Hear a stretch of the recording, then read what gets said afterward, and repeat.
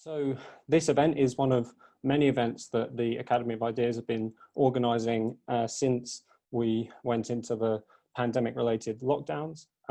And we may well, as it happens, be moving out of, across some of the countries of the world, moving out of some of those lockdowns, but there is still much to discuss for this event, moral responses to the pandemic.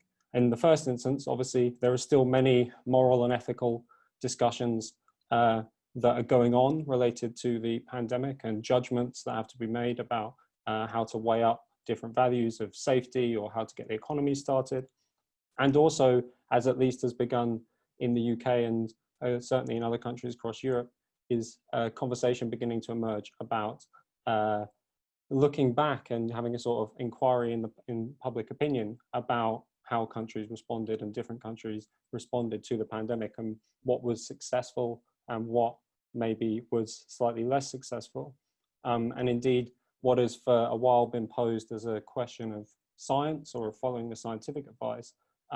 We know, however, that not just is the science to some degree conflicted and full of different interpretations, but also presenting it as an issue of the science also obscures sometimes many moral and ethical and political judgments that are made about how to respond, such as whether we're interested in promoting safety at all costs, or whether that's tempered by considerations of freedom, whether our response to the pandemic has given enough consideration to certain groups of people, such as the often mentioned sort of key workers or frontline workers, and whether their status is adequately recognized, and also balancing the need to follow government advice and have authoritative judgments from those in power with obviously the need for individual people to engage in their own autonomy and make to some degree their own decisions. So there's an awful lot for us to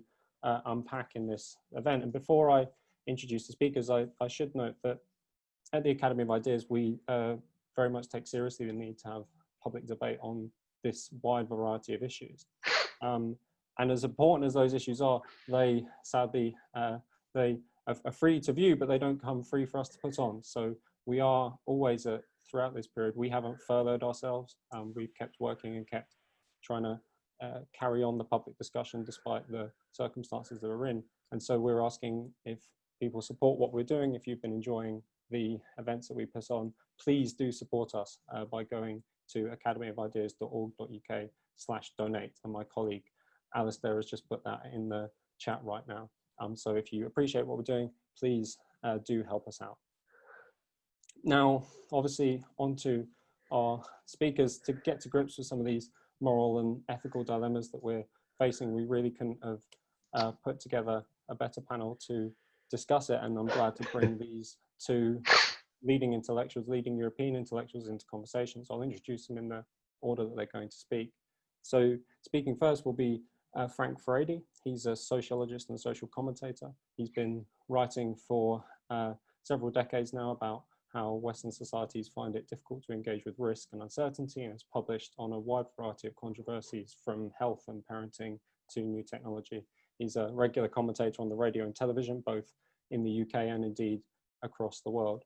His most recent book, which I do urge you to go over to Amazon and make sure you pre-order for when that comes out on the 15th of June, is Why Borders Matter, which is subtitled Why Humanity Must Relearn the Art of Drawing Boundaries. I'm really delighted to be joined by Frank, so thank you for joining us. Then speaking second will be Susan Neiman. She's, as you I'm sure already know, an incredibly well-regarded American moral philosopher and commentator living in Berlin, where in Berlin she's the director of the prestigious Einstein Forum. She was born in Atlanta in Georgia, studied and took up academic posts across the world before coming to the Einstein Forum at the turn of the millennium. She's the author of many books which have been translated into a whole bunch of languages. Most recent ones, the most recent book is Learning from the Germans, Confronting Race and the Memory of Evil, but I do also recommend you several of her other books as well, such as Moral Clarity, a Guide for Grown-Up Idealists, and a really pivotal book in my own intellectual development, The Unity of Reason, Rereading Kant, which is a fantastic attempt and overview and synthesis of looking at the thought of Immanuel Kant, who many people may find a sort of difficult German moral philosopher and philosopher generally, but I do urge you to read the book if you've ever been confused by what it all means. So I think that, to be honest, is quite enough introduction from me. As I say, tonight's event, hosted by the Academy of Ideas in partnership with the Freiblickinstitut, is moral responses to the pandemic, this international conversation with Frank Furedi and Susan Neiman. Without any further ado then, because it's not me you're here to see, but our two commentators, I'll pass over to Frank Furedi, who I'm muted, and I'll stick on the spotlight for the video. He will speak for about 10 minutes, and then Susan will offer her thoughts as well, again, for about 10 minutes. I will try and keep them to time so that we have plenty of opportunity to open up for questions and contributions from the floor, because this, as we say, is a very much a public conversation. So I'll hand over to Frank, and then we'll hear from Susan. But Frank, over to you.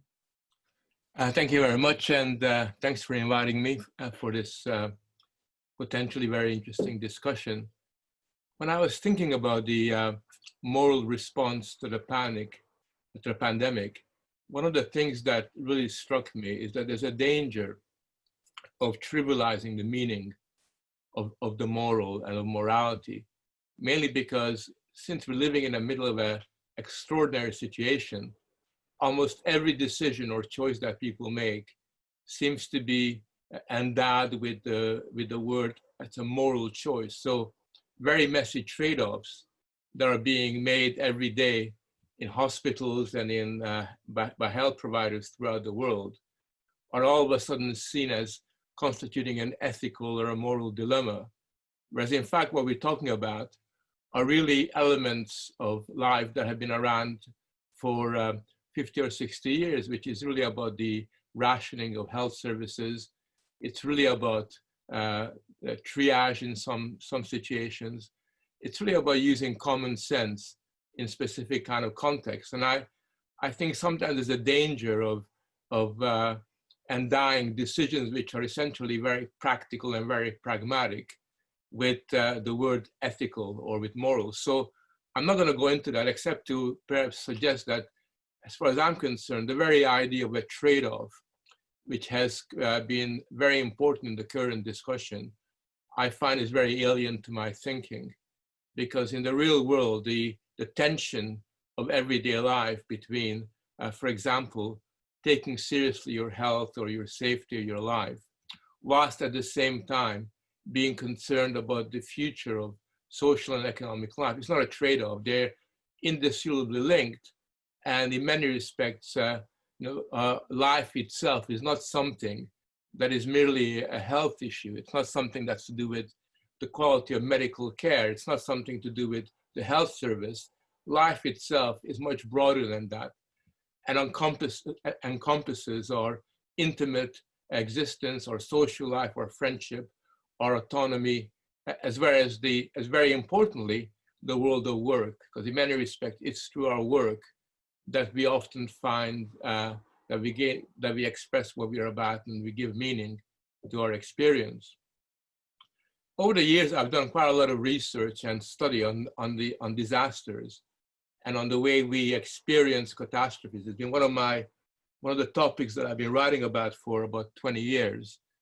And I think it is interesting that, of course, when you look at catastrophes and disasters like the current pandemic, it is the case that they constitute a very major moral challenge because they call into question values and meanings.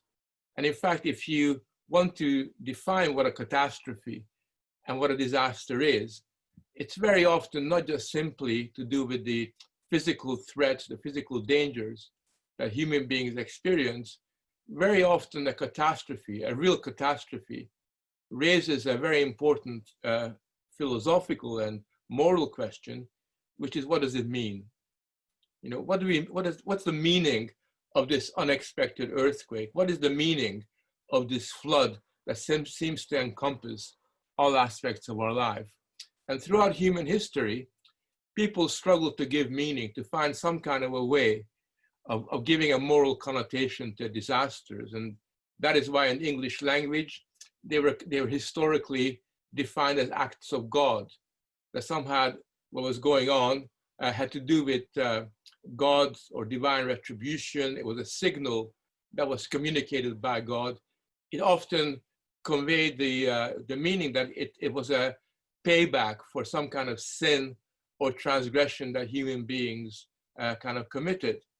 And I think what's interesting is that even today, when we live in more secular times, and even today when we talk about disasters as acts of nature, and or sometimes increasingly we talk about them as a man-made disaster, nevertheless, even today, an event like a pandemic or any other disaster is always invested with some kind of meaning, some kind of hidden meaning. In other words, a disaster, a pandemic, is very rarely perceived as just an accident, just happened to happen. It's often endowed with the feeling that there's a profound moral significance that kind of lies behind this. Now, when I look at the way that issues are discussed today, one of the important and most interesting sort of conclusions that I draw, and something that I'm struggling with, is that in many respects what we're seeing in this current pandemic is that as a result of a variety of historical developments, the usual conventional discussion of moral norms has been trumped by a discussion of health. Or arguably, morality and health has become intertwined to the point at which what used to be seen as being normativity has become entirely medicalized. And what we tend to hear about are issues that are to do with health. So the first proposition I want to make is that questions that have been classically dealt with through the grammar of morality have become increasingly more and more medicalized, particularly in the Anglo-American world, where, as you all know, over the decades, there's been an expansive definition of health, to the point at which disease and health is no longer about the absence of disease. It's really about this diffuse kind of sense of well-being. The important point that emerges out of this is that in these conditions, safety has become a commanding norm. If there's a foundational value that everybody seems to sign up to, it is that of safety.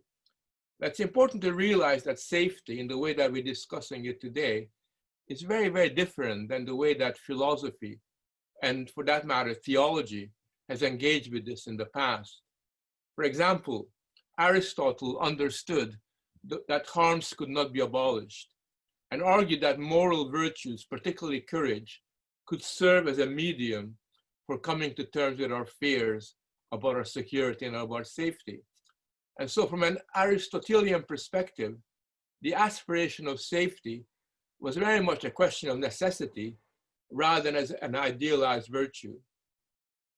Today, safety is an idealized virtue, and very often it becomes not just simply a kind of a signal that we don't want to be subject to harm, they want to protect ourselves and protect our health.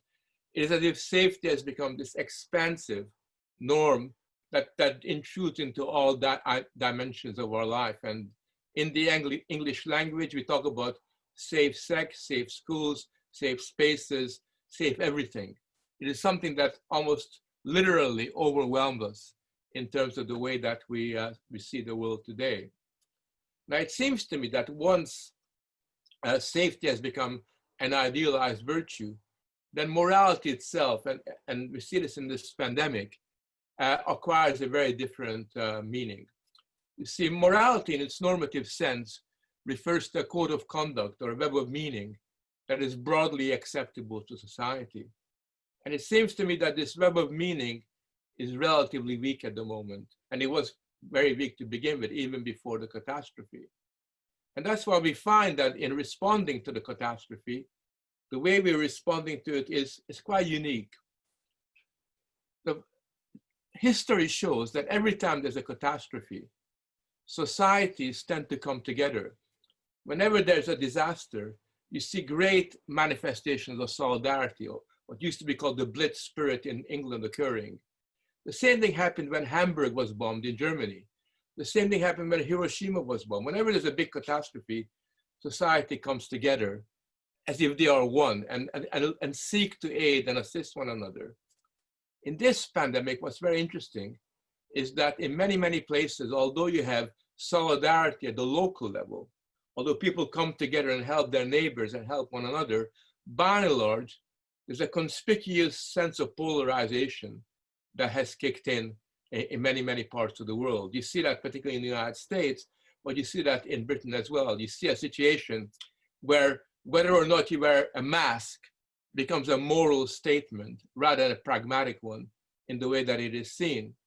And as a result of that, what has occurred is that in this catastrophe, in this disaster, in this pandemic that we're experiencing at the moment, we are struggling not only to give meaning to our experiences, something that all of us can sign up to, we're kind of hiding behind public health to the point at which the usual forms of solidarity that have a very important therapeutic function in most disastrous events becomes to some extent undermined. And I fear that one of the consequences of this kind of moral illiteracy that has kicked in, where people pretend have this performance of solidarity now and again by clapping their hands, this kind of ritualistic form of solidarity, which actually has got no real significant, durable sort of content, is going to create a situation where after the pandemic, the polarization and this atomized reaction that we're having to the pandemic is going to continue and acquire a much more tangible, durable shape. So the point I want to end on is very simple. We are human beings, and thankfully, because our humanity always needs a scope for its expression, we are still able to find these points of contact with our neighbors, with our immediate community, when we see somebody who's helpless. We're still doing that, but as a society, I don't think that we've got a language, a moral grammar of meaning, through which we can give meaning to that.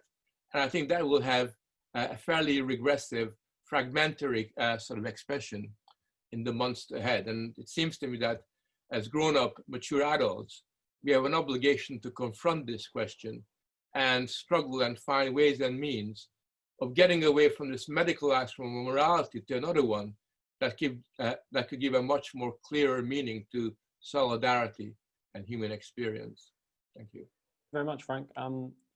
Thanks for opening with those very thoughtful remarks. Very helpful to get a grip on the current moment. I'm going to hand over then to Susan. Again, nobody wants to hear from me. I'm sure much more interesting to hear from Susan. So Susan, I hope you're unmuted and all is well, and I know that your camera and video is working and whatnot. So over to you. So thank you. I agree with a lot of what Frank just said, and I myself have been arguing for a return to moral language and a change in a culture that is embarrassed by appeal to norms and motives that are not self-interest for a long, long time. I'm just a little nervous about, and Frank, you didn't say enough for me to be entirely sure, so we can discuss this later, for the claim that concern for health has overtaken moral norms. I see it a bit differently. I should say that I am so not a risk-averse person that it was in my 40s when I realized that people have different levels of risk. So my life has not been based on safety in any way whatsoever. And when the pandemic began, I was somewhat skeptical about how careful one was supposed to be. I am in Berlin, which has done relatively well.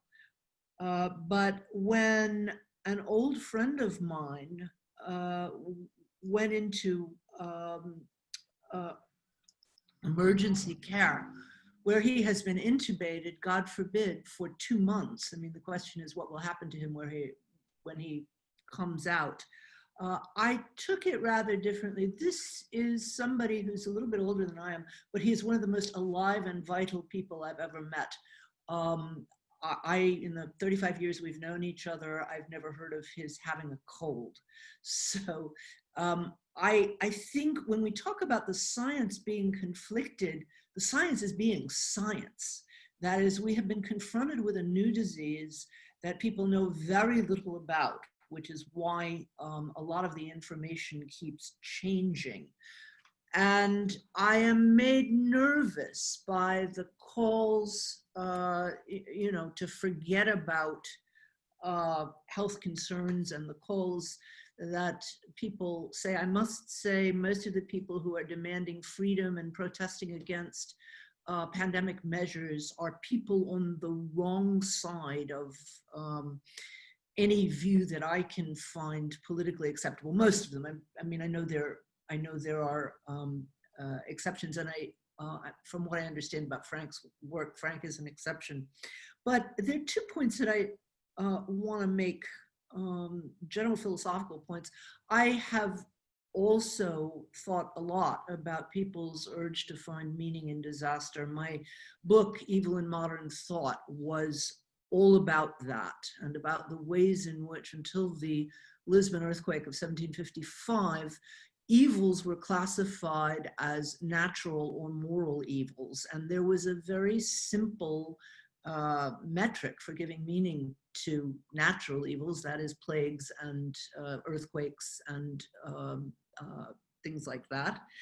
Namely, you sinned. And so if you sinned, God had so constructed the world that you were going to suffer. And it's a view that goes back to the book of Job, or Job's friends. And it's a view that the Enlightenment tried to do away with by splitting natural and moral evils and calling what used to be natural evils simply disasters or catastrophes without meaning. But as Frank rightly pointed out, there's a very natural human urge to invest tragedies with some kind of meaning. It feels better even to blame yourself for something horrible that happens than to call it absolutely accidental, contingent, and meaningless. I think what we've seen in the last 10 years or so is a way in which the categories of natural and moral evil have come together again, precisely because of our capacity to drastically affect nature. That's the meaning of the word Anthropocene. And I know that there are lots of voices claiming that, well, it's not God who's punishing us, but it's Mother Nature who's punishing us for, filling the seas with plastic and the skies with poison.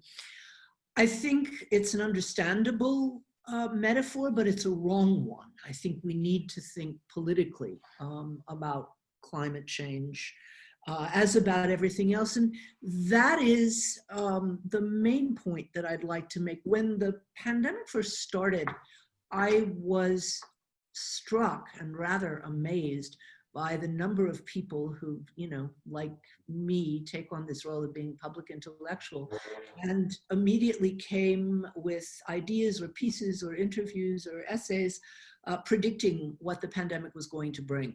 And I felt absolutely speechless. I thought, how are these guys, excuse me, it's almost all these guys, how are these guys so certain that they can simply scribble something off? I do now, after some reflection, have quite a lot to say, but it's not in the matter of prediction at all, because I think this is an entirely new situation. Yes, history's been full of plagues, but we have never been as connected with each other as we are now. We've never been as aware of what was going on in the rest of the world. It's never been harder to shut ourselves off.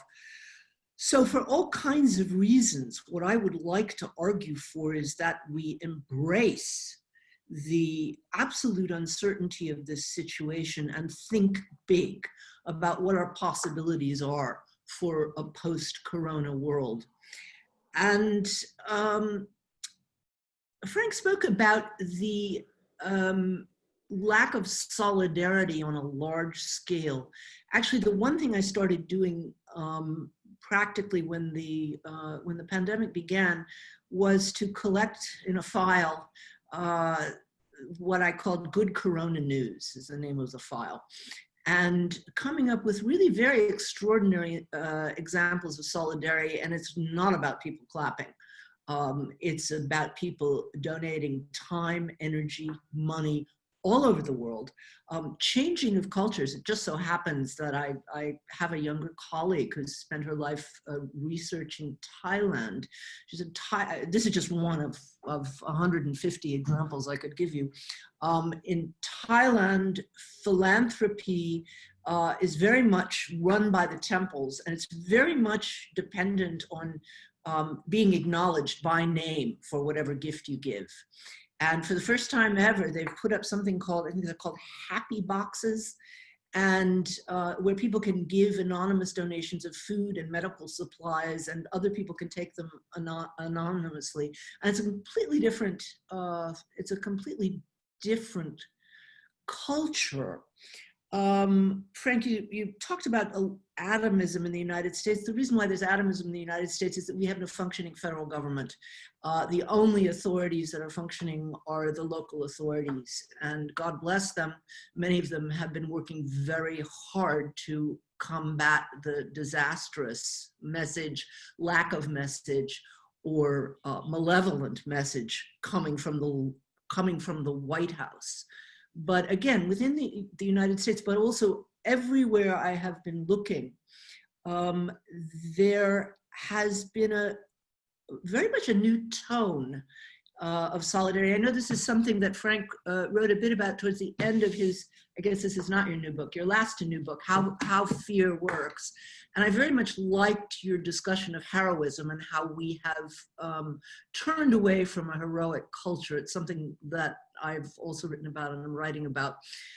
You have tones since the pandemic began and discussions of heroism that people would have been embarrassed 3 months ago to use. And you have that all over Africa, you have it in lots of places. And my thought, or rather my plea, is that we take this moment to undermine something that I've called the tyranny of self-interest, something that built up over the 20th century. It wasn't really present in the 19th. The idea that all human action is motivated by the most basic forms of self-interest. 19th century writers talked about honor, talked about heroism. Of course, they were all perfectly clear about the fact that people's motives are mixed. I mean, all you need to do is read George Eliot or Tolstoy to see that people before the 20th century had a very complicated idea of human motivation. But since the 20th century, we have, from an incredible variety of influences, from the growth of advertising, from Cold War rationality, conceptions of rationality, from economics. Most recently, and in many ways, I think most dangerously, from so-called evolutionary psychology, we are blasted with messages from the entire culture that the real explanation of human behavior is what you do to consolidate your own wealth and power, and everything else is just bullshit or perhaps self-deception.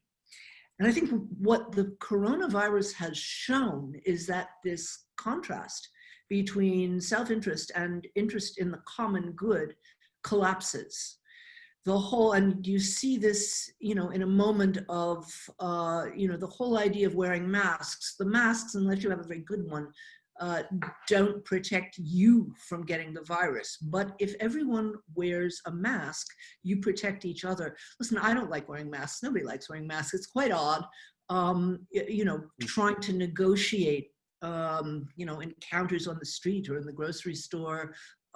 But it seems to be something that we ought to get used to for a while. The other thing that I'm hoping will change, particularly in the United States, where I come from, is the disastrous treatment of essential workers. What Europeans often don't know about the American system is not only do we not have universal health insurance, we don't have sick leave. At least 40% of the population has none whatsoever.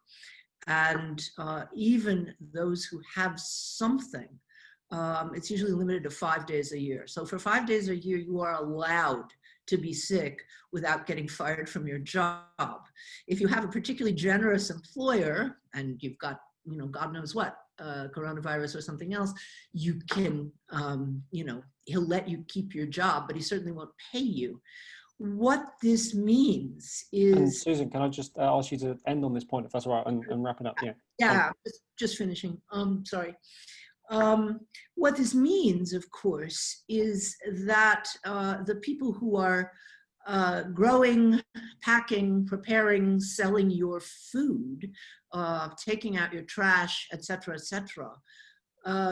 could, you know, be a source of pandemic. And I am truly hoping that, you know, people will recognize not as an act of generosity, but as an act of self-interest, that we pay, support, and honor those people who are keeping the world turning. Great, thank you so much, Susan, for those excellent reflections.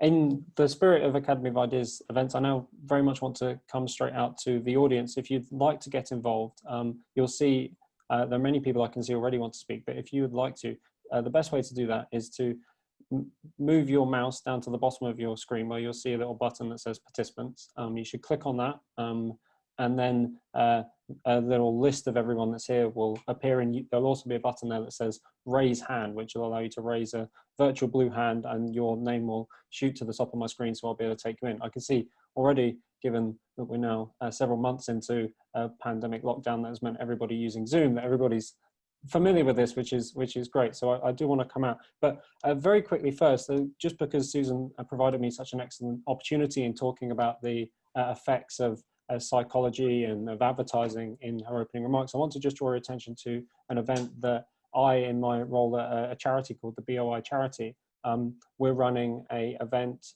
called the Academy, and this year we're running it online. It's usually a residential weekend, but this year we're running it online in a short day of lectures and discussions, and the theme this year is psychology and democracy. It's on the 20th of June, where we'll be hoping to get to grips with the emergence of and the influence of psychology, which is obviously this big intellectual trend that's been influencing responses to the pandemic. You can find out more about that by going to theboi.co.uk/Academy 2020. We'll post some information in the chat about how to get there, but I do hope to see you there. But that's enough of my cheeky plug. I'll come out to the audience.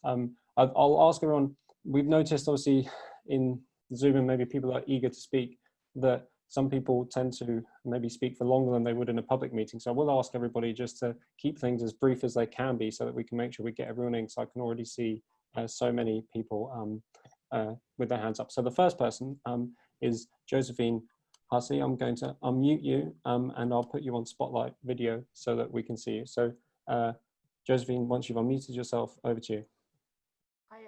I just wanted to say that I was really interested when Susan said that people want to do something, because I think that's really true. And I think the social reaction has been, I want to do something. I think there were two things that were already trends as a school teacher that I'd noticed, which was there's already medicalised behaviour in school. So any behaviour of children is medicalised. Also, technocracy exists. So a lot of the child protection is rules that don't actually solve problems. When the pandemic happened, everyone said, what can we do? And we were told, stay at home. So what was a social reaction was then translated to a very passive thing to do. And then we were alienated. So people have reacted in different ways. I've actually been working, so I've gone into school. So I'm really not scared at all. And sometimes I find the things we do are a bit strange, but I've been part of society, so I've kind of been socialized. Some people are really scared, but they're really scared of giving it to other people rather than scared for themselves. Some people are talking about the climate it being a good thing and birds are coming back. But what scares me as a result of this is people are comforted by technocracy. And I worry that technocracy itself becomes a morally good thing. That I worry is something that really narrows morality down even further. Thanks, Josephine. Thank you very much for that. Especially to Frank and Susan, I'll get a range of contributions and then we'll come back in for some reflections. We obviously won't be able to answer each question individually, but I do want to create the feeling of a public discussion. So I'll head over to John Holbrook. I'm putting you on spotlight. Unmuting you. And once you're unmuted, please do go ahead. So my question is morality in society weak, or is it the case that morality in society is now fractured, in the sense that society has no ability to cohere people around an agreed set of moral values? I would suggest that it's not the case that morality is weak, because I don't think anyone works without a moral framework. Well, I won't say anyone, because I think people on the margins of society probably do. But most people act in accordance with what they believe to be a moral framework. The difficulty, I think, is that society can no longer agree on a moral framework.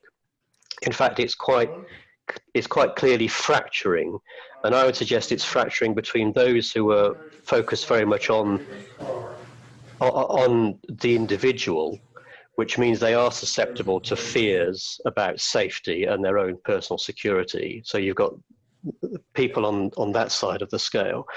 And then you've got people who are able to resist those fears by, a bit like Josephine, our last contributor, is able to focus more on the community.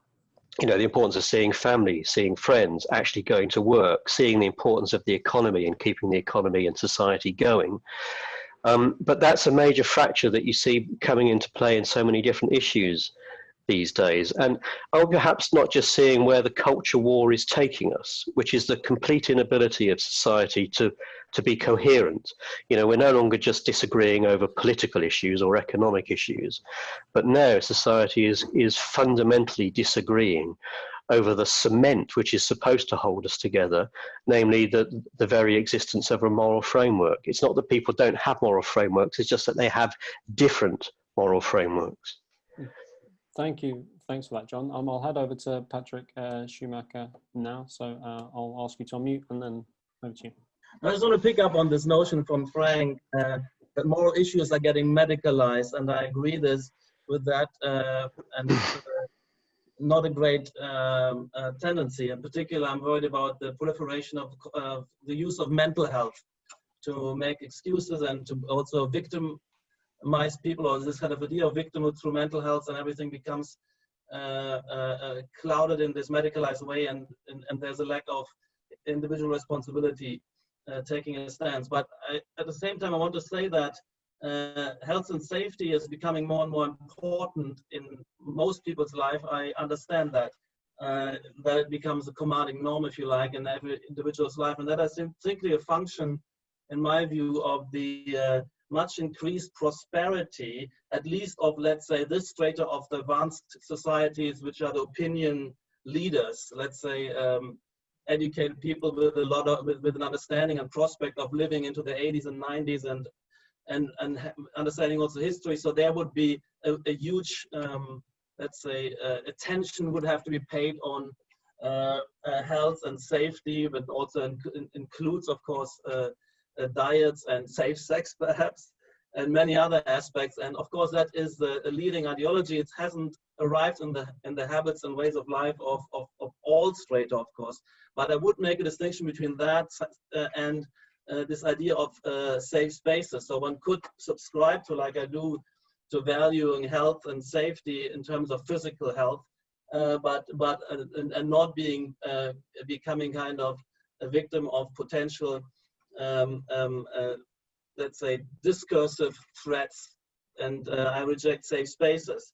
So I just want to put that forward. And this idea of we're no longer living in this heroic culture is maybe connected with that, in terms of not putting one's life on the line, putting one's health on the line, because we're also no longer in this stratum, at least, all of us here joining this kind of conversation, we are not tied to a particular group, to a nation or a family or some kind of grouping. We're not existentially dependent on them. We see a larger cosmopolitan world. And if I put my life on the line for a fight, an independence fight here or revolution there, I know that these countries and causes and groupings 10, 20, 30, 40 years will have long disappeared and be forgotten. And I will still be around, maybe in a different corner of the world. So that whole heroism, I think, could still be there, spending energy and time. And talk personally, I put my wealth on the line many, many times, and I'm not risk averse at all. But I make sure that I don't want to be, ambushed in a looting scenario, which and this kind of physical violence, I think, is something which for a certain stratum of society is disappearing and should be disappearing, and there for health and safety become also incredibly important and valuable. Okay, thanks, Patrick. There's already obviously a huge amount on the table, but given the number of people to get through, I will take two more people before getting Frank and Susan in to offer some thoughts. So next up is Noah. So over to you. Hello there, good evening everyone, and thank you for your contributions, Frank and Susan. I just wanted to raise a few quick points. Firstly, to what extent do you think our moral response has been to put morals to one side? For example, individuals associating freely and elections taking place were seen as moral absolutes that would happen with no ifs, no buts, they'd always take place. Yet citizens have not only been willing to have those restrictions in place, but have also actively supported them. Secondly, I wondered to what extent the panelists thought our moral responses has been framed by individuals reinforcing their existing ideology. So even though this is a great simplification, those on the left supporting more state intervention, those on the right using the pandemic as an excuse to support the free market and opening up the private sector. And finally, I wondered to what extent our response has been framed by language of panic and fear and the idea that there is no alternative to a certain scenario, which has really led, in my view, to the decline of nuance in dealing with the pandemic. Thank you very much. Thank you, Noah. That's great and very succinctly put. Which to get through this, everyone else will have to take a leaf out of Noah's book. So I'll go over to Daniel now, who I'm going to spotlight, and then we will come back to Frank and Susan. Yeah, I've just got a question for Susan, although of course Frank might want to comment as well, which is what you said about the tyranny of self-interest, and presumably the flip side of that is altruism as the basis for morality. Because I mean, I fully accept what you said, that in real life, most people are quite complicated. So one day they might be self-interested, the next day they might be altruistic. But I'm becoming more and more suspicious of those people who talk about themselves as if they're above self-interest. Because it seems to me those people who see themselves as purely altruistic are often very willing to impose their views and the way they see things on other people. It seems to me that altruism can also be very problematic. It's not just self-interest that's problematic. Thanks, Daniel. Okay, I'll come back to Frank first, and then we'll hear from Susan. Just a couple of quick thoughts. As I say, there's lots to get through and lots of hands to get through, but we'll try and keep this rolling as quickly as possible. Yeah, I mean, just to answer what Patrick had said earlier on, the point that's important about safety is that historically it was seen as a question of necessity rather than as an idealized virtue. And that seems to me an important separation. Obviously, we all want to be safe and we all want to be secure and want to be healthy, but that's got very little to do with morality. That's got to do with necessity.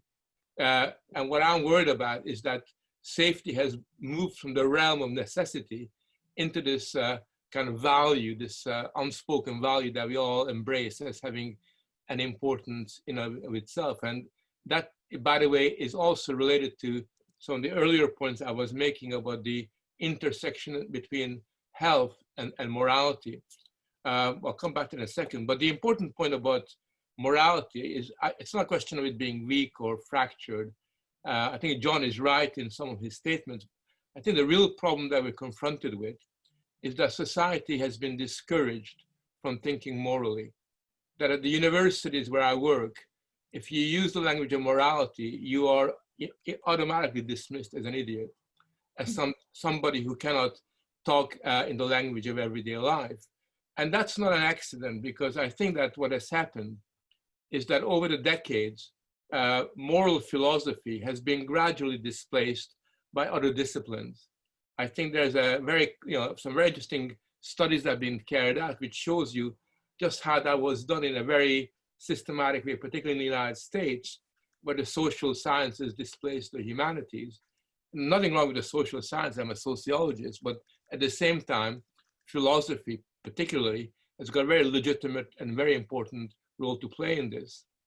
To give you an example of what I'm talking about, I just written an article about this. When the World Health Organization was formed, its first founder, Chisholm, basically argued that it's very important that we get away from morality. We must stop teaching children what is right and what is wrong. They must learn to learn about right and wrong themselves. Morality kills life. It's bad for health.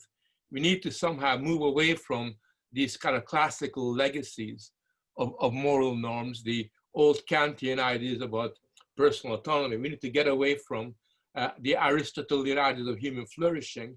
And somehow we must embark on this new journey where we no longer speak about, use the language of the past, but rather we respond to new kind of experiences. And it seems to me that once you go down that road, that what also follows, and this is to me the biggest tragedy, is you are no longer allowed to make moral judgments.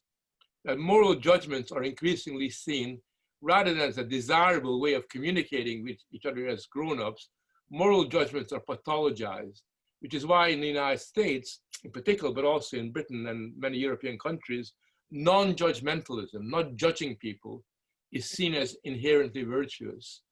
We use the word judgy in the United States to condemn people who still decide to make moral judgments, not understanding that without moral judgment, without the capacity to judge, there cannot be a living morality that really means something to kind of society, nor can we as human beings develop connections with each other unless we're prepared to judge one another. I think it seems to me that that's what the problem is. It's not that individuals have become less moral.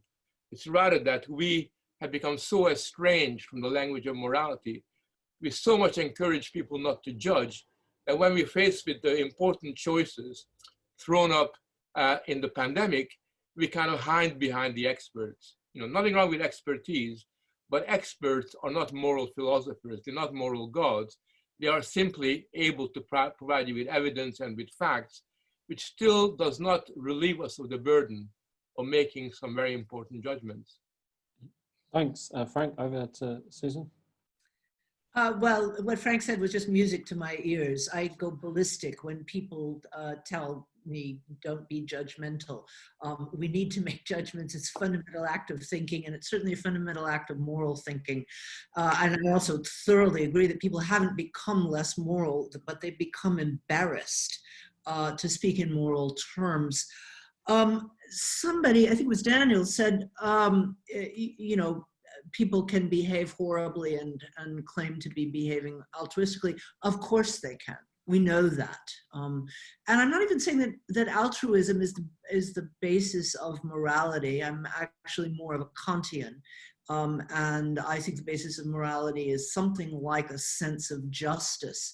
The interesting thing that we've seen from empirical science, but actually Jean-Jacques Rousseau 250 years ago also observed it, animals, higher animals, feel compassion and pity for not only for other members of their species, but even for other species. Look at the work of Frans de Waal, the Dutch primatologist, but there's also been amazing work on elephants and other things.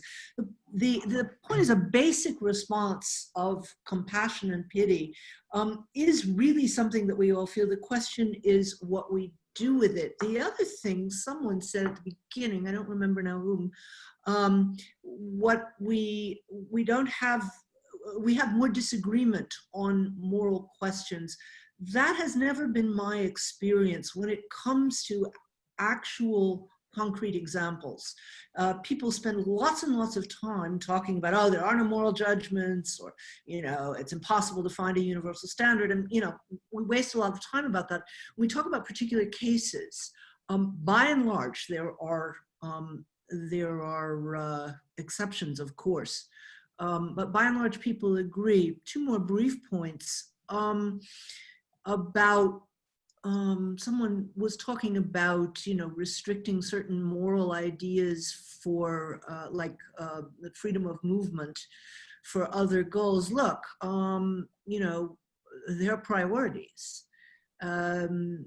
The English people I know have been really very good, more than other people I know as a nation, of voluntarily restricting travel, or at least airplane travel, in order to contribute to saving the climate.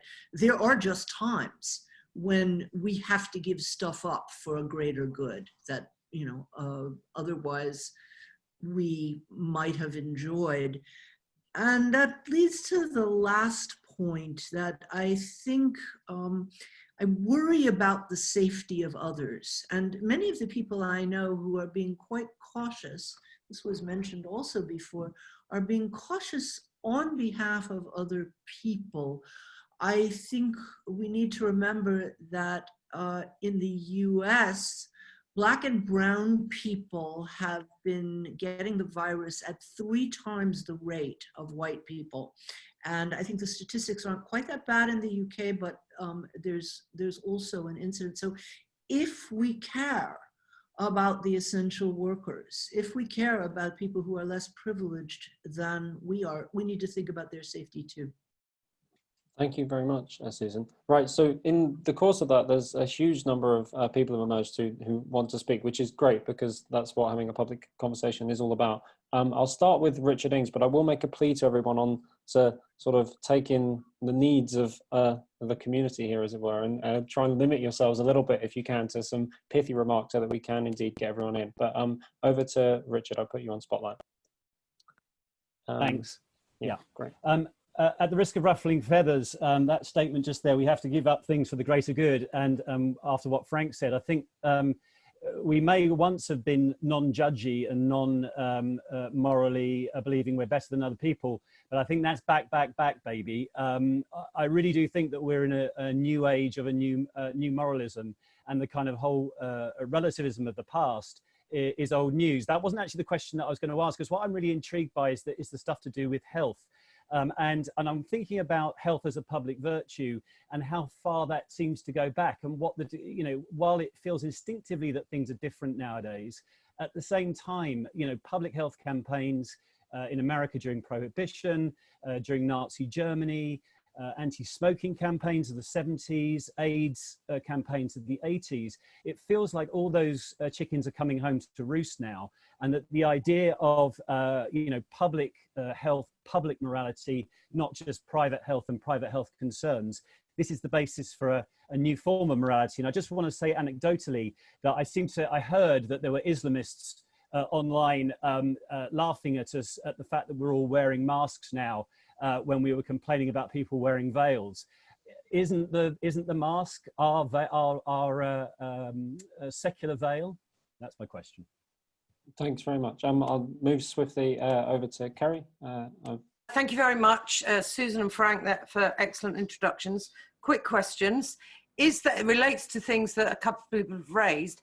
Is there a relationship between the lack of trust in us as individuals and our ability to act autonomously and make judgments which are supportive of our fellow citizens, and the authoritarian measures we've seen where one rule must affect all, and the demeaning of a moral compass that you refer to, Frank? What's the relationship there? I think Josephine in the chat has said, has this sort of moral decline, lack of moral collective values or moral framework, as John puts it, meant we look to these rules? And in that regard, there does seem to be judgment, although a quite reactionary curtain twitching, as we'd call it in the UK, type, where people report on other people for not supporting the rules, however irrational many of the rules are. Secondly, quickly, Susan, you referred, I think, briefly to the idea of the kind of Mother Nature vendetta type idea.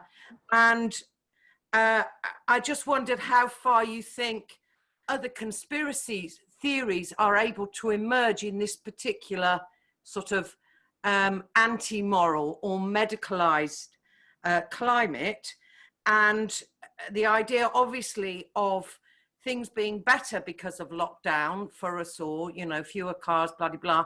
I am worried about us being a profoundly anti-human consequence. Very quickly, big question, maybe you can't deal with it.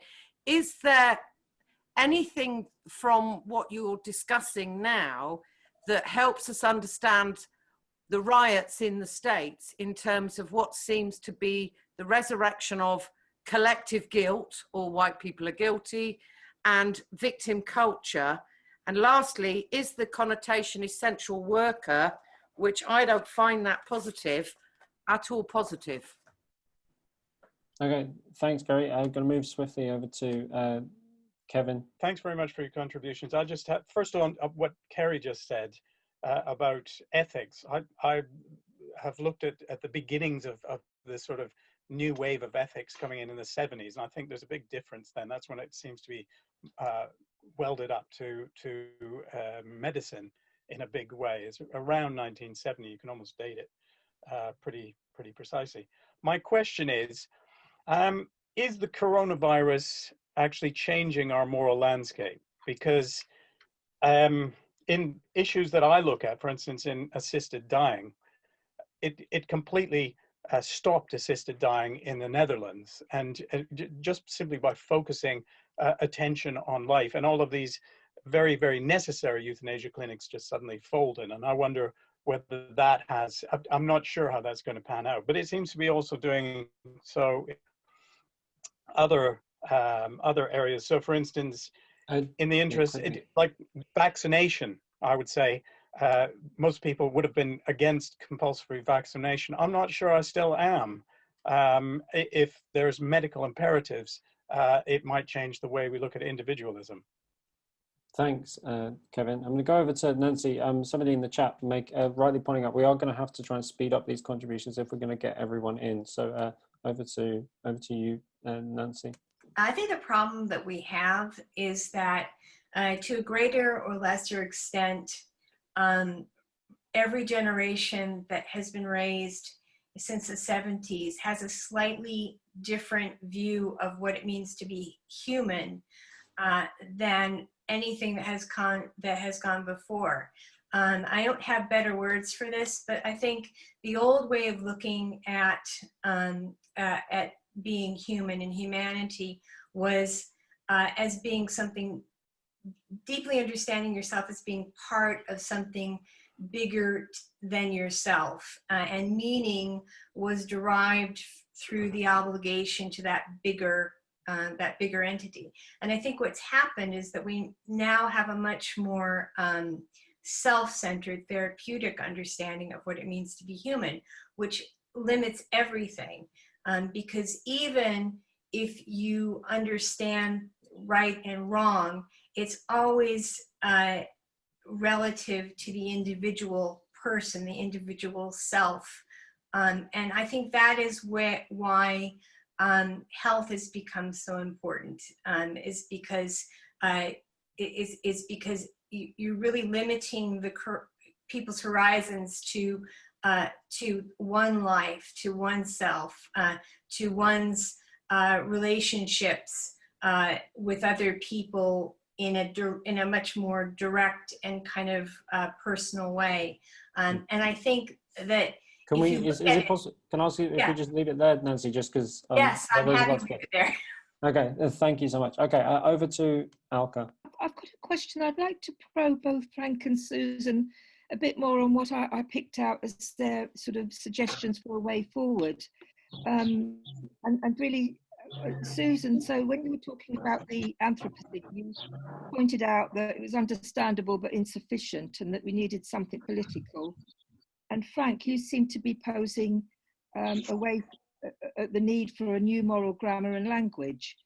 My question is are they compatible? And I ask that because today I quite often find the language of politics too caught up in kind of cultural wars, attitudes and rhetoric. And it kind of obstructs an openness that I think is needed for that initial approach to others who appear often to be speaking very different political language, but who may actually share some common ideas or assumptions, but it's just not immediately obvious.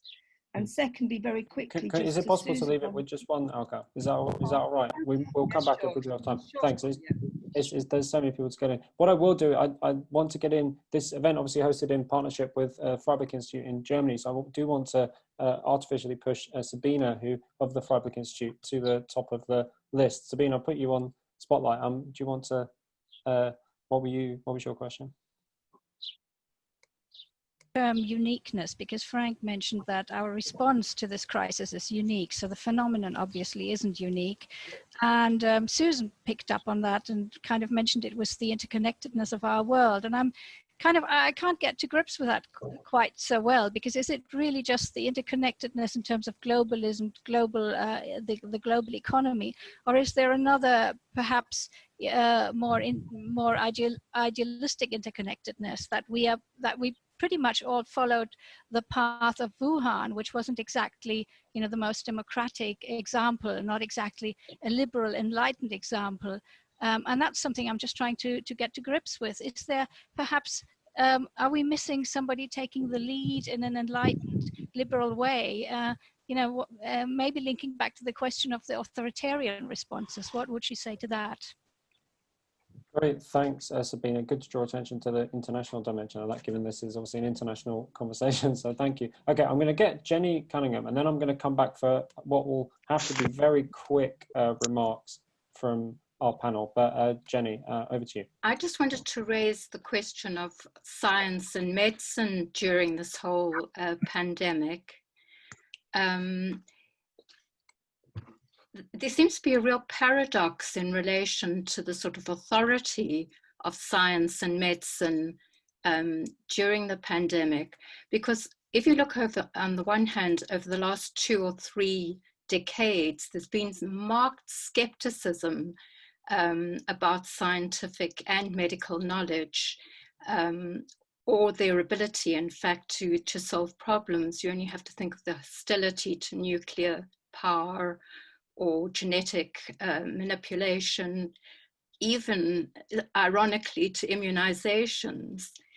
And yet in the COVID pandemic, there seems to be almost an elevation of respect for the science, an absolute adoration of the NHS, and of course, great respect for the vaccine hunters.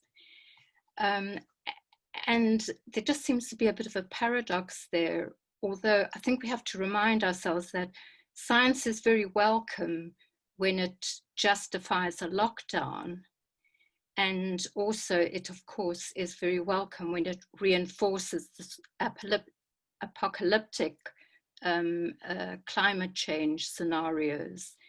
So it seems to be in the context of sort of misanthropic objectives. Science is elevated in this way, but Great. not otherwise. Great, thanks so much, Jenny. Okay, I'm going to come back in. I'm going to go to Susan in just a second. Just noting from the chat, there's a great conversation going on in the chat, which is one of the nice things about Zoom. We know where we can follow all of it, but there is a bit of a theme of this supposed non-judgmentalism being remarkably judgmental in its own way, and that coming through in people who break the lockdown or who go out and protest or whatever it may be. But there's, as I say, too much to keep up with there, and certainly too much for Susan to cover it all. But just a quick thought from you, Susan. Yeah, I'm just going to pick out a couple of things to remark on. It was Jenny who made the last remark about misanthropy. I can't see for the life of me why caring about the planet, which is the basis of our children and our children's children's lives, could possibly be misanthropic. And frankly, I fly too much, or used to fly too much. We all eat too much meat. I mean, the planet is the basis of every human value we want to carry on. Here's the question, whether politics is compatible with morality. Yes, absolutely. My book, Moral Clarity, which was mentioned before, is all about that. And when I say we need political solutions, I mean we need, well, one thing I think politics needs to do is return to the language of morality, but not as a cover up, as a genuine commitment to certain moral claims. And things like putting pressure on business. I mean, we do all know that we live in a world in which individual governments are less powerful than global corporations. So putting pressure on our representatives to put pressure on business, boycotts, those kinds of things, I think could be enormously effective and haven't been used enough. Somebody asked me to explain what's going on in the US right now, sorry. I actually spent the last 5 days trying to do that, but most of it's in German. My book, Learning from the Germans, does actually talk about this, but it's not a case of collective guilt or all white people are guilty. All white people do, at least in the United States, need to take a responsibility, which is not the same as guilt, for the systemic racism that has led to these kinds of actions. And finally, somebody said they were disturbed.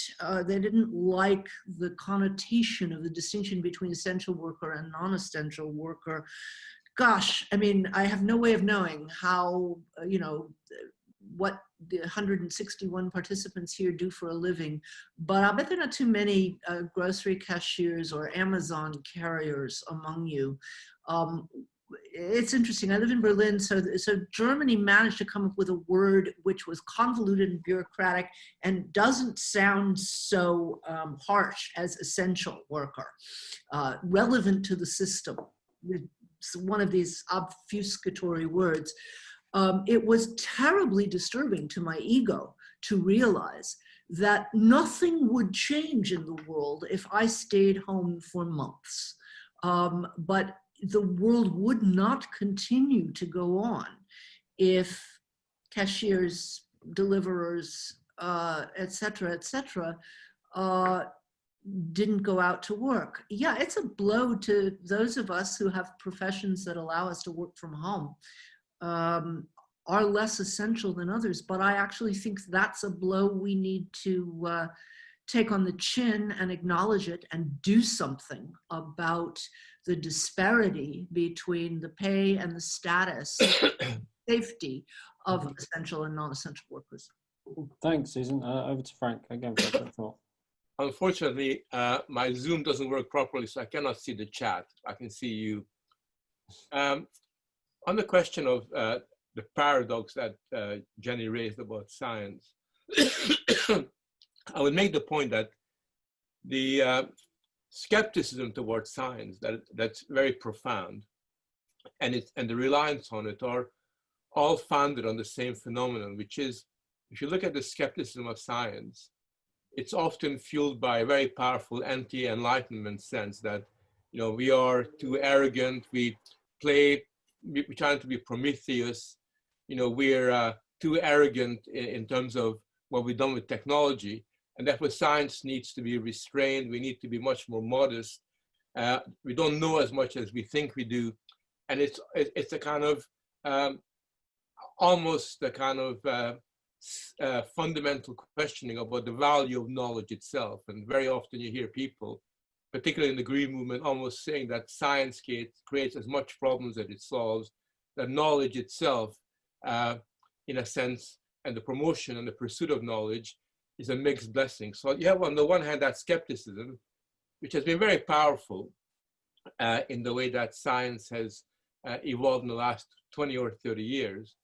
But that kind of ideal is ultimately based on a very sort of limited sense of what a human being is. It's a very pessimistic notion of what humans do with with their own creative powers, and it emphasizes that kind of negative dystopian, Faustian kind of sentiment, which has always been part of Western culture, but in some parts of Europe, particularly in Northern Europe, has become relatively powerful in recent decades.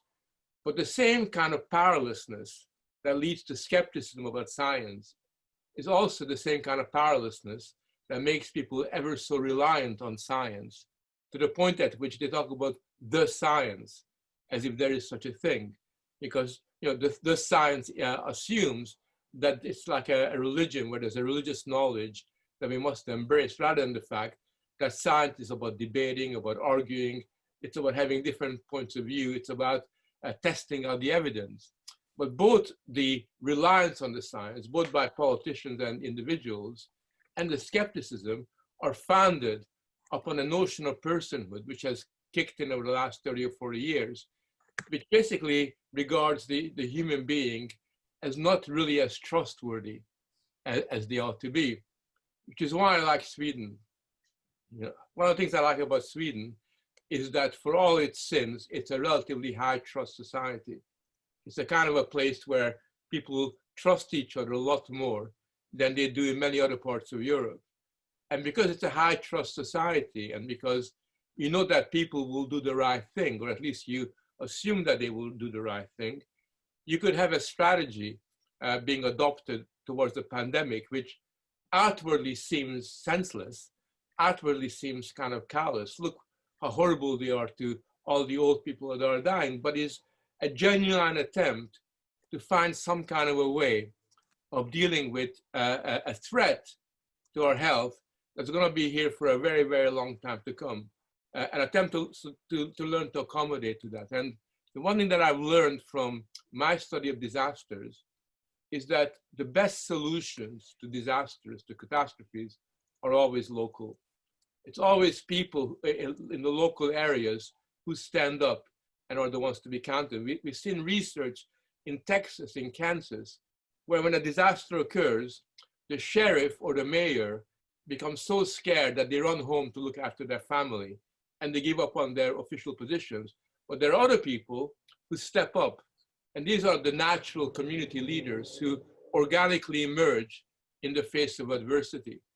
And I think that if we had learned in this particular pandemic to rely a lot more on the would-be leaders rather than forcing people to always be at home, rather than having kind of top-down messaging all the time, rather than saying, well, you people in Kent, you can decide for yourself what is in the best interest of the people in Kent, what is the best, most effective way of dealing with the pandemic. If we had done that, then I'm sure that we would have both mobilized the human spirit, but also it would have probably been more effective in containing the threat to our health that has kicked in. Okay, thanks for that, Frank and Susan. I'm going to try and run through as many people as I can now. Firstly in the queue is Frankie. So, cool. I just wanted to bring up this point about masks and to a certain extent in the UK clapping, because there was a lot of discussion about how people have a moral framework but they're too embarrassed in order to talk about it, or too embarrassed in order to kind of go against people in an aggressive manner about it. But masks, particularly from following my family in upstate New York, have become a real emotional cut through, and people really choose it as the hill that they're going to die on. And I've seen it in this country to a certain extent about clapping, but on both sides. So for some, as a healthcare worker, you will go out to work regardless as if someone claps you or not. That's how it works. But on both sides, there's those who feel that the clapping is extremely fundamental and very important, and also on those who say, well, we're being oppressed because I should be I'm not clapping, and then therefore I'm being judged strongly because I'm not clapping. And you think, are you fragile on both those sides of the equation, that this is a sign of oppression, that that this is the hill that you choose to die on? I'm just interested in that.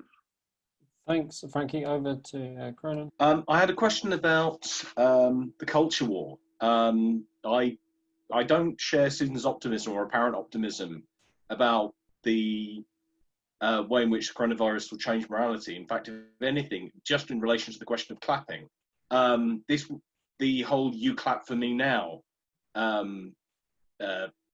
scandal that blew up. There was a short film made by BAME doctors and medical staff actually criticising people or calling out people for their perceived racism in the "you clap for me now" thing. And is there any way in which we're just going to see a return to the culture war? And if anything, the pandemic has actually reinforced the culture war? And thinking about the events in London and certainly in the United States in the last week or so, hasn't the culture war and identity politics just reasserted itself? It's actually shown us that nothing's really changed. This is the real division. I mean, the pandemic is a passing phenomena, and our divisions are back, and they're as real as ever, and as possibly even more potent. Thanks. Over to Carlton. Sure. Hi. It's kind of it's a question very quickly on the culture wars, in the sense that has the culture wars not ended lockdown restrictions, given that the kind of the mass protests for Black Lives Matter across America and the USA seem to have just ripped up the kind of lockdown rule book. So I was quite interested in some of your comments, Susan. You talked about you were unable to find kind of solidarity with the kind of people wanting to free themselves from lockdown because they were at the wrong side of the political fence. So I just wondered what your thoughts are on the Black Lives Matter protests, which do seem to kind of just make a mockery of lockdown. It kind of rips the rule book right up and suggests that everything's fine and we should be allowed out of our houses and back to work. Thanks for that. I'm going to go over to John. Oh, hi there. Yeah, just a quick one here, perhaps a little bit more on this sort of apparent syndrome whereby many individuals seem to have become totally fixated on the detail of the rules, you know, whether they can meet up in groups of 6, 7 or 8, whether they're allowed to drive 3 or 10 miles or whatever it is, rather than grasping the fundamental facts around the actual risk and judging this for themselves. That was me. Thank you. Thanks. A real model of brevity there, which we're going to need a lot more of to get through the people that are here. I'm going over to Alex C now. Susan, I hope this is not too cheeky, but in your work outside of this forum in particular, you've talked about the need for the left to reclaim the discussion around morality. And I would hope that both of you might be able to mention or talk about this. I find this a difficult question because in the work that I do, all I see is discussion by the left about morality.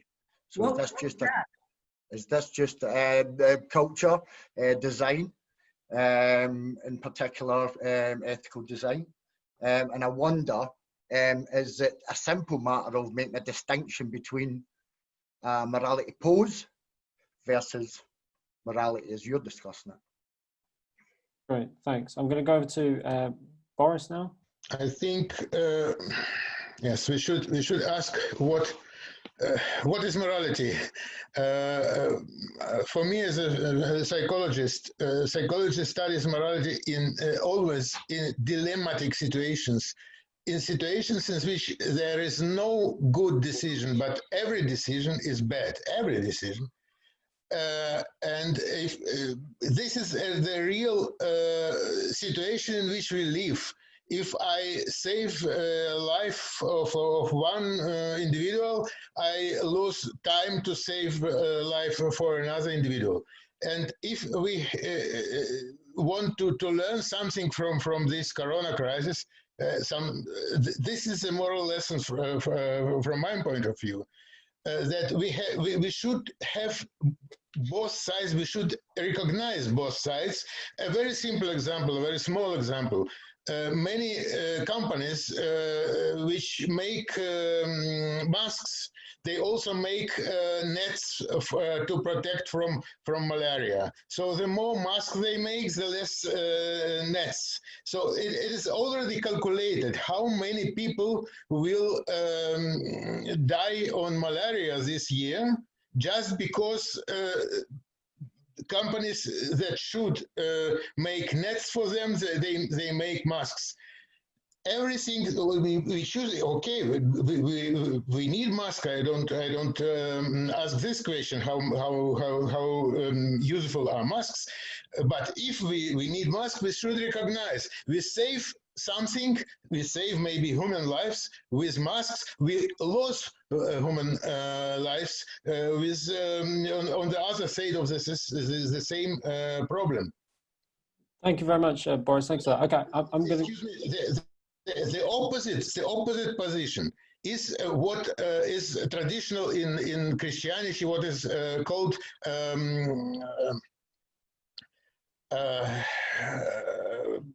the moralism, which we already know this is good, this is bad. If you do this, you are good. You go to the heaven. If you do this, you are bad. You go to the hell. This moralism is exactly the opposite to the real moral decision, to the real moral choice, in which we have to choose between bad and bad, not between good and bad. We always choose between bad and bad. Okay, thanks a lot, Boris. Okay, I'm going to go over to Mark. Right, sorry if I have to go back a little bit. I've been in the queue long. I think it was a statement by Frank who said that we are no longer allowed to make moral judgments. I think it's quite the opposite. I think we only talk in terms of morality. I mean, here in Berlin, the churches have banners that say that right-wing populism is bad for your soul. Veganism, the whole question about food is that what you eat, what you do not eat actually makes you a moral being. The refugee crisis has been entirely talked about in terms of moral obligation and morality. Poverty, from the other side, is being talked about in terms of if human beings are lazy or not lazy and actually responsible for their own situation. So I would claim that we talk about issues that are conflicts of distributions entirely in a language of morality, and if anything, there's much too much of it. Great, thanks a lot for that, Mark. I'll bring in the panel for some quick points. Hopefully everyone can see there's about 6 people left or so. So I will bring the panel. Susan, I'll bring you in because I know you did have to go. As I say, there's 6 people. If you want to wait out to the end, that'd be appreciated. But if you need to go, then. So look, who is it who just spoke from Berlin? Mark. Yeah, Mark, hi. There's a particular German allergy to the language of morality. And yes, I understand that you're, the points that you made about individual political questions, sometimes moral language is used, but often it's precisely, what shall I say, progressive intellectuals who reject the language of morality. I've had a lot of experience with that. Someone wrote in the chat, I haven't been able to read everything, but somebody said it was sad that a public intellectual feels non-essential. Obviously, people are feeling really, really upset that they're being called non-essential. Look, I think that education and books are important. Otherwise, I wouldn't have devoted my life to them. But I think that those of us who do that have been really suppressing the degree to which the people on whom our lives depend have been undervalued in so many ways. And I think we have to face that. Somebody said they didn't share my optimism. Hey, I'm not an optimist. And I said at the beginning, when I was asking people to think big, this is not a prediction. Philosophy doesn't do predictions. Philosophy can give you possibilities. If thinking big, in a state of total uncertainty, could allow us to turn towards the better alternative when we have no idea which way it's going to go. It could all go to hell. There's no question about it, right? But if you think about even the fact that the Great Depression in Germany, it kind of sealed the nail in the coffin on fascism. In the United States, it produced the closest thing to a social democracy we ever had. So, even though we know we're going through an economic crisis, it could go both ways, and I feel a moral obligation to be hopeful. That is not optimistic, but hopeful. If that hope could help me contribute to its going in the better way. Identity politics in the United States, Black Lives Matter making mockery of a lockdown, absolutely not. People are quite aware of the risks that they're taking. It's been moving to see people go to these demonstrations wearing masks, bringing things that will help against tear gas. And if you look at those crowds, there are at least as many white people as Black people. This is not about identity politics. It's about fundamental injustice in the system. Somebody wrote in the chat, if I talk about the system, am I not letting off the officer for his own individual moral responsibility? Not at all. Of course, that officer was morally responsible. The problem is that so many officers have done the same thing in the past years. And I was just listening to a report today, 5 structural reasons why policemen are not brought to justice or not even, fired when they commit acts of violence. That's how the police system is set up. But there has been, just one more sentence, there has been more responsibility. The most moving pictures that I have been watching as I've been almost stuck to the screen for the last days are white and Black policemen kneeling in solidarity with the protesters. It's a very powerful sight. This is really not about white versus Black. It's about truth versus lies and justice versus injustice. Great, thanks, Susan. Okay, gonna head over to Frank. Maybe a quick thought from you, and then we'll collect some more hands. Right. Well, just first of all, the point that Mark was making, I think you are right to draw attention to the fact that there's a lot of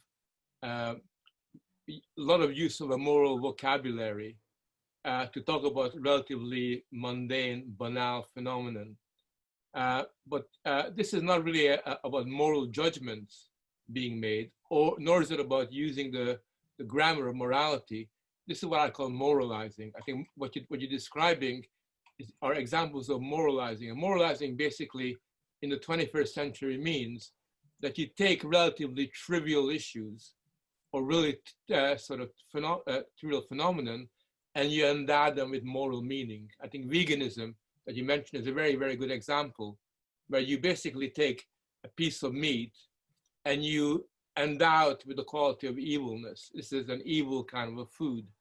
And where you have this kind of almost like a kind of a narcissistic impulse to basically use the language of morality in a very kind of moralizing way, as a way of somehow justifying the kind of statements that you are making. And I think it's important that we don't confuse moralizing with morality. They often are seen as being the same. Whereas in fact, whenever a moralizing impulse kicks in, as it does now, it's always a sign of moral illiteracy. I mean, a very good example that Frankie was raising was the mask. Because it is very interesting that a mask, which is just a piece of cloth, has assumed this kind of moral quality in the eyes of some people, where the wearing of masks signals a particular kind of quality about life, a particular outlook. It's a statement about who you are. I'm the kind of person that wears a mask, unlike these other people who are morally inferior because they don't care. They're not interested in the welfare of other people. And on the other side, you have people saying those people who wear masks are giving up on their freedoms. They don't take liberty seriously. They are cowards or moral cowards. And instead of just saying, well, I wear a mask because I think it makes sense, and somebody else saying, I don't wear a mask because I don't think it makes sense, instead of just leaving it at that and allowing people to decide, what is appropriate to their circumstances, what kind of lifestyle choices they make, that is endowed with moral quality. It's important for us to often take a reality check. If you go back to the example of clapping, everything depends on context. So I find clapping to be a top-down example of moralizing. At the same time, I'm not against clapping. If people want to clap, I think that's not necessarily a bad thing. So to be really honest, you know, sort of, I go out almost every week and clap. And the reason why I clap isn't because I'm demonstrating any kind of moral sort of virtues or making a statement. The reason why I clap is because, you know, I can see my neighbors for the first time in weeks. And it's really nice to see that on my street, all these people that I know really well, we kind of smile at each other as we clap. And in the course of doing that, I think everybody in the street forgets about the NHS workers. It's got nothing to do with the NHS. Everybody's clapping because it's a way of our street demonstrating that we're one. We're kind of getting together. It's a way of showing an element of solidarity. And it seems to me that when you do that, you know, so that is all right. That is really quite a good thing. I'm not sure if I agree with Susan about the last statement she made, because I find kneeling is a kind of act of self-abasement, which as a secular person, I find not a little bit repulsive in the way in which a lot of white people in the United States have not taken to, you know, sort of going on their knee and kind of atoning for their sins. It really reminds me, I don't know if any of you watched the Game of Thrones. There's that very interesting scene where Cersei does the walk of shame, where she literally takes her clothes off. And she's forced to do that by these religious fanatics. And she is trying to atone for what she is. And that's it. The scene from Game of Thrones went through my mind when I see these white dudes in the United States all of a sudden saying, you know, with me, you know, I am scum. I am, you know, to me, that's not solidarity in the way that I understand it. It's got to do with this very kind of passive way of acquiescing to the moment where you know, by basically saying you're guilty, what you're saying is that somehow who you are is kind of influenced and shaped by this original sin of whiteness that you suffer from. And yet the only role, the possibility you can have is to relieve yourself of the burden of that sin by getting on your knees. And I think one of the things that we learn from the Enlightenment is that we get off of our knees as human beings. We take matters into our own hands, and we show solidarity by our active sort of side, by our active side, rather than crawling on the floor. Great, thanks, Frank. I know some people have to leave now, so if you do, that's fine. Thank you for joining us. Do head to academyofideas.org.uk/events to find out more about us from the future. I'm sure we'll be doing something about the protests in the States in the near future. I'm sure me and my colleagues will get something on. And also do head to academyofideas.org.uk/donate as well if you want to give us the price of a pint or something to say thank you for the work that we're doing. But we'll carry on. As I say, if you have to jump out, do feel free to, but I want to see if we can get everyone in. I'll keep this going as long as we've got contributions. The last person I'm going to get in now is Teresa, who's at the end there, but first off, we'll go over to Jan. I'm afraid I am going to have to leave. I have other commitments tonight, but thanks very much for all the interesting comments that I did not have time to respond to in any depth that they deserved. Thank you so much, Susan. I'm sure I speak for everyone in saying what enlightening contributions. We're really delighted to be able to put this conversation on. We'll hope to speak to you again at some point in the future. But nice talking to you. Yeah, same here, Frank. And I did just type in a couple of remarks to your kneeling remarks. But I'll just say, I think political statements are contextual. And in the American political context, it's a gesture that works. I don't think the Enlightenment was militantly anti-religious either, but that's another story.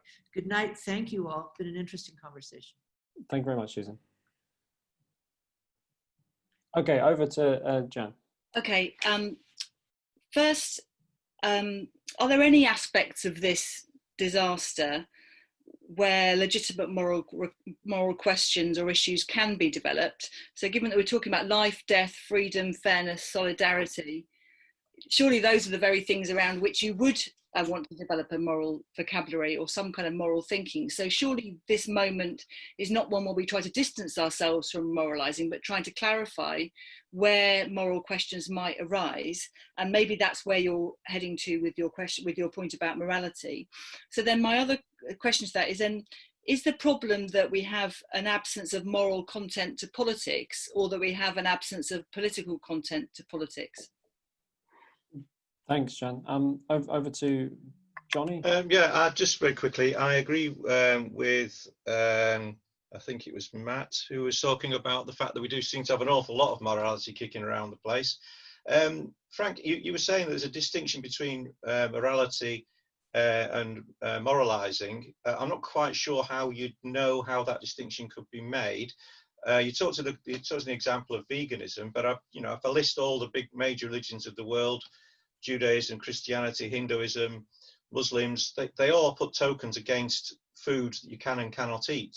So if that's the only measure, I mean, what measure is there so I can spot the difference between moralizing and being a proper moralist? Great, thanks. So there's been a big theme in the chat as well, is really hammering out this distinction between morality and moralism, and judgment and judgmentalism. So it'd be great to hear Frank's thoughts on that. Okay, as someone who's called Jagdish. Yeah, hi. Quite a few things people have already asked. So I'm just going to run through a few bullet points very quickly, because I know you're short of time and other people may want to say things. I don't know how we can make a lot of judgment, because since the virus has come in, since the lockdown, it seems like everything's got quite atomized. So we basically pretty much looks like we're kind of making some kind of guesses as to what's going on. But I'm from an individual point of view, I think it's staggering the change in the role of the state. So on one level, it seems like the role of the state has become quite weak, but because there's no other actor on the scene, the state seems to be able to dictate quite a lot of, play a major role in how people are responding to things. I'm also struck by the degree of compliance, which is phenomenal compliance. There's hardly any kind of people dissenting in any kind of large numbers from it. I mean, even religious institutions, like I live in an area where there are 2 or 3 mosques which are, during Ramadan and certainly on Fridays are flooded with people. Nobody there at all. So even the belief in the God, it seems to have taken a back seat. So it's quite, I think some of the impact of this is still going to come out in the wash, because it's quite staggering the degree to which it has had an impact. Plus the impact on a lot of young people and how they view their interests as being separate from people, or the old wrinklies and the old people, maybe like myself and so on. The way a lot of employers seem to be taking this opportunity to kind of push back against workers' rights and to kind of do a lot of spring cleaning, especially international solidarity, which seems to have pretty much taken such a back seat that some states are very happy doing a bit of spring cleaning and getting and changing things that they probably would have not been able to change so readily at other times. So I think all of those kind of things are quite amazing. It's like everybody's home and the people out there, the things are going on out there, but none of us are aware, and we're just we'll have to wait and see how it comes out in the wash. But it's the degree of compliance and the absence of people kind of saying, actually, I can understand how people can get the virus and how we can stop transmitting it. So therefore, I'm going to go and do everything and live as normally as possible and ignore the impact of being told daily through press briefings and otherwise that you're potentially going to be killing everybody if you go out. Anyway, I'll just leave it at that. Thank you very much, Jagdish. Put your finger on there, something about the use of events as a moral cover for a kind of judgmentalism. Thank you for that. Okay, I'm going to go over to Maren and or Alex. I'm not sure which one of you or both, but delighted to hear from you regardless. Over to you. No, Alex is in the corner. I'm going to talk. No, just a quick question. I love this talk about morality. And as a German, I probably share what Mark's allergy to morality as such. Because, I don't know, it's hard work or so. But I always thought morality is something that you can only execute or do through agency and the embrace of your own human agency. And now I assume we've got this weird paradox where people reject their own human agency, but they have a massive need to be good, to act morally. And then this kind of thing happens where morality or moral exercise becomes performative rather than through one's own agency and security and one's own moral rigor. So people constantly feel their own lack of agency and constantly have to perform morality, you know, through social media, through virtue signaling, through visual, you know, accoutrements like masks and so on, constantly talking about and berating other people about it. So the idea of morality as lifestyle seems to be quite something that has happened before, but has been exacerbated by the current crisis. So have you got anything about this? So that's my question. Ooh, thanks, Maren. Okay, we got 2 more people to get in, then we'll have some final thoughts from Frank. So next person is Road Ravstar. Hi, it's Ravi. I think one of the things that's interesting about this talk is that in relation to the pandemic, it's been quite abstract because due to the pandemic and the responses that people have been asked to or have been encouraged to observe, it's been in relation to the particular character of this infection. So you've got a disease that is highly infectious and deadly to a minority of people that catch it. The whole thing about asymptomatic carrying and the fact that it is transmitted through water drops means that face masks are a way of not infecting other people, because if you've got a barrier that stops moisture coming out, then if you sneeze or cough, then you're less likely to pass it on to somebody else. So the whole discussion about masks was entirely abstract. There was no sense in which, is it an appropriate measure to slow the spread of a disease? And that question as to whether it's effective as a measure to slow it down has to be factored in terms of the moral significance of wearing it or not, because a moral decision isn't necessarily just a private individual matter. There is a public morality in terms of what safeguards public welfare. And in that sense, asking people to observe the lockdown or to wear masks, it can't be left to the individuals to square it with their own conscience, because if people do that and they are infectious, then it doesn't impact on just them. And finally, just on the thing that Frank was talking about with taking a knee, again, the taking a knee protest emerges in the States with, like, particularly black athletes. Colin Kaepernick started it, and it was a way of protesting police violence when everyone else was standing up for the national anthem. They took a knee, and that was seen as disrespectful, but they were trying to do it in a way that wasn't disruptive, but people would notice it. And that's the origins of it. And now people are using it when the cops come at them so that they don't appear as a threat. Because if you're down on your knee, apparently it is supposed to be a sign that, look, I'm not a threat to you. You've got no reason to come at me with force or violence. And that's what it represents. I mean, it's a form of Gandhi's like non-violent kind of protest. And even though I'm not a Gandhi fan, that is its significance. It is not about submission or anything else. It's about showing you're not a threat in the face of the police and demonstrating in a peaceful way as to wanting to see racial justice in America. Great. Thanks, Ravi. Okay, I think the final point will be Teresa. I'd like to go back to something that Claire mentioned, and Frank as well, and to name check Claire, that she gave a long talk on at the RI many years ago, and that's trust. Because I don't see trust as necessarily being a virtue. I think it can be a vice as well, if you're trusting the untrustworthy. And I find it interesting to see the way things have played out in different countries according to the trustworthiness of governments. And there seem to be governments of very different sorts, whether they're democracies or not, which have either historically earned the trust of their citizens or have been in the process of earning it through the pandemic.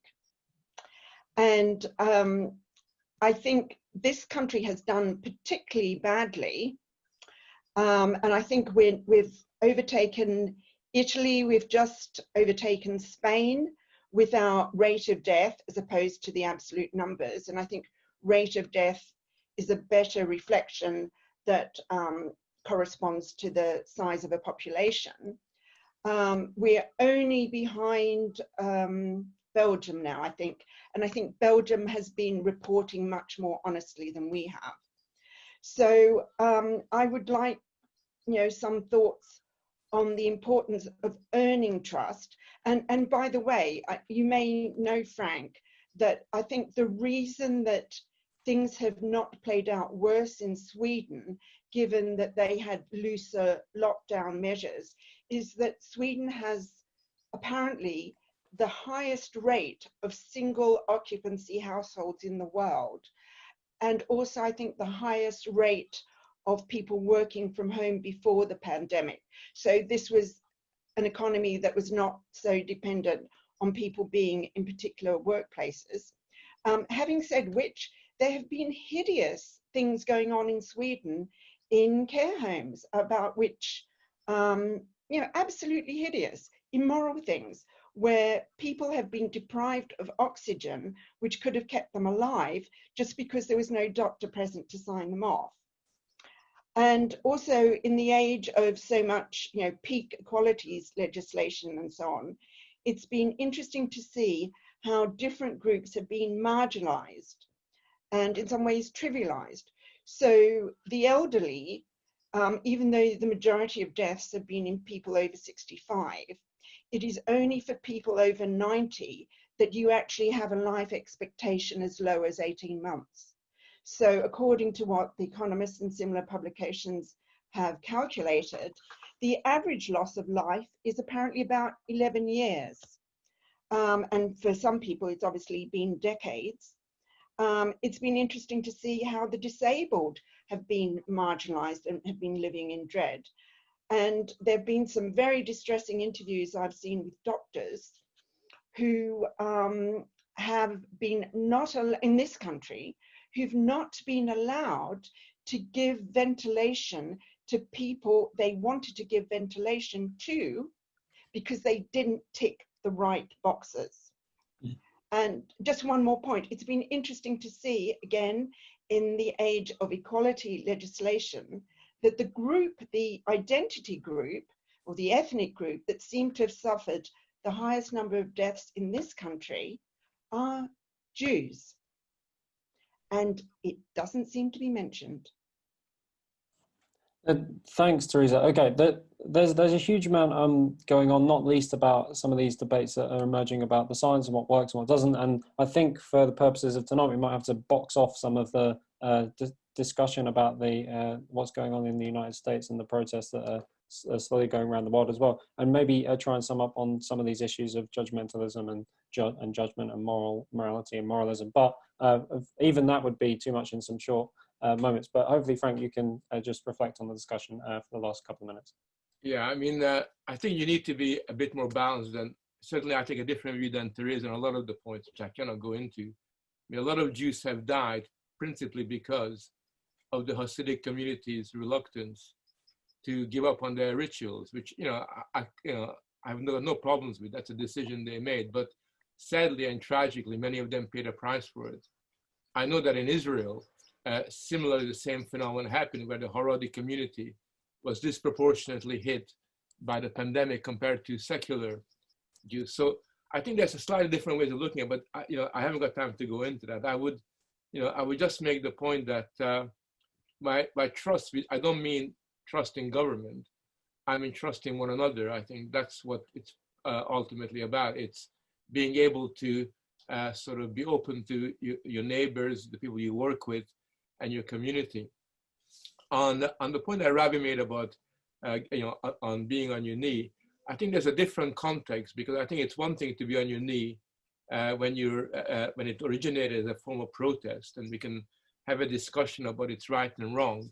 It's quite another thing now when it's not, going on your knee isn't simply done in protest and demonstrations, but you literally have in many parts of the United States large groups of whites almost organizing these religious kind of rituals and assemblies where the going on your knee becomes this kind of gesture, not simply of solidarity, but what I see as being a kind of penitence that it's not about protest. It's about basically saying that we are not, we want to get rid of our original sin. We want to become good people, and this is the way that we're going about it.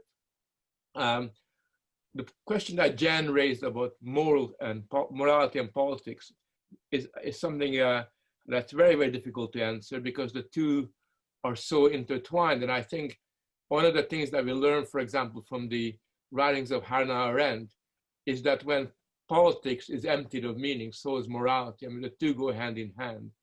And when you basically lack a language through which you're able to give meaning to right and wrong, in politics, you will hide behind the evidence, you will hide behind technical arguments, and in morality, you will adopt a kind of very narrow form of utilitarian ethics, where you get involved in thought experiments and you basically avoid the foundational issues.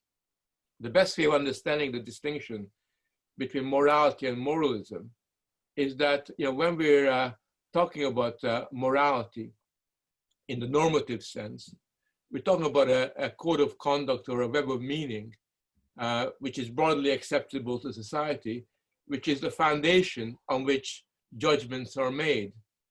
So that, for example, somebody early on gave the example of every religion having food taboos, not just vegans, but the Jews and Muslims and Hindus might have all kinds of food taboos, but at the same time that's associated and that's linked out of a number of other ideals that are part of this web of ideas, web of meaning that constitutes our religion. That's very different when you basically, out of the blue, you begin to sort of pathologize fast food, McDonald's hamburgers, that they're not just simply bad for your health, but somehow they're also really, really horrible for you. And I think that kind of distinction between moralizing and moralism does become really sort of quite important. And it seems to me that, yes, we are making judgments all the time, even though we're meant to be non-judgmental. So human beings couldn't survive without making that kind of judgment. But it's not a judgment that allows us to have a sensibility and an adult discussion about what is good in our society. What is it that we're trying to achieve? What are the norms that we need to live by? What are the norms that we want to kind of transmit to young people? What are the norms that we want to develop and take forward in the future? And I don't think that morality is the last word in this, but it seems to me that the two, politics and morality, needs to exist in some kind of relationship with one another, for the very, very simple reason that unless we know what is good and what is bad, or have some kind of approximate sensibility about it, we're going to end up basically giving up on our ability to give direction to society towards some kind of a future. And we're certainly going to lack the resources, the intellectual and the moral resources that are needed to create a bridge between the pandemic that we're in now and the world that we would like to create in the years ahead. Great, thank you so much, Frank, for that. That was really wonderful. Sort of wish we could have done the same for Susan, but sort of virtual from a distance clapping of the good kind, not the virtue signaling kind to you. Check us out at academyofideas.org.uk. You can add a /newsletter if you want to join our newsletter. You can add a /events if you want to see our latest events. And for us, most importantly, you can add a /donate if you want to show your appreciation and help us out as we continue to try and get to grips with these issues of our time through public debate, which we've been trying to do throughout the lockdown and won't stop doing anytime soon. So do help us to do that. I hope we'll see some of you soon.